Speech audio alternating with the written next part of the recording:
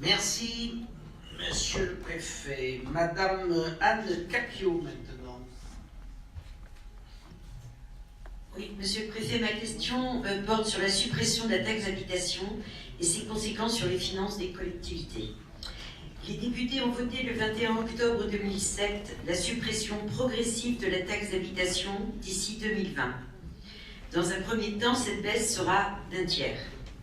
Elle sera complétée en 2019, 65%, puis 2020, 100%. 80% des ménages seront concernés.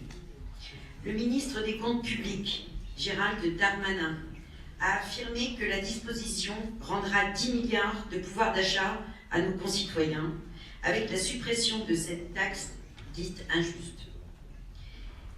Mais si les recettes de cette taxe, environ 20 milliards d'euros selon les années, permettaient aux collectivités locales de financer les services publics qui ne sont pas pris en charge par l'État, comme les écoles par exemple, quels seront les moyens de compensation pour les communes et pour l'État?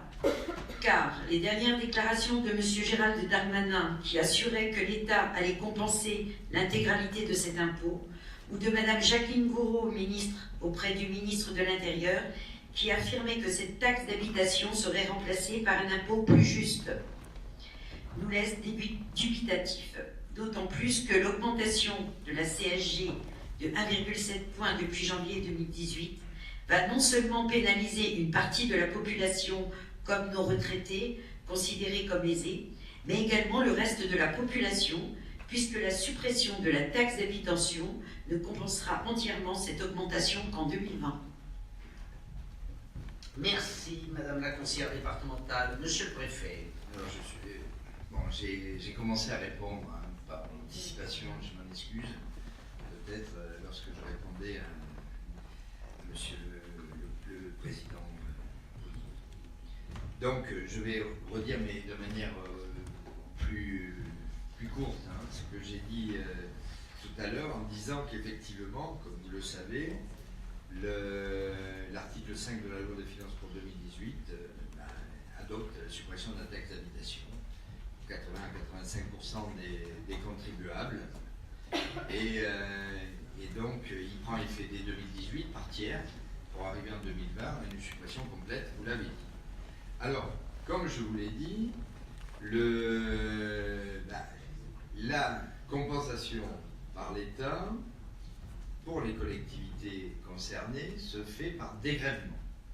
Donc, comme je vous l'ai dit, et je le redis, le dégrèvement évidemment est fondé sur le taux qui est voté par les collectivités locales, donc se pose le problème de l'évolution des taux pour calculer l'évolution du dégrèvement. Mais l'État a calculé que ce dégrèvement coûterait pour l'État 3 milliards d'euros en 2018, 6,6 milliards en 2019 et 10,1 milliards en 2020.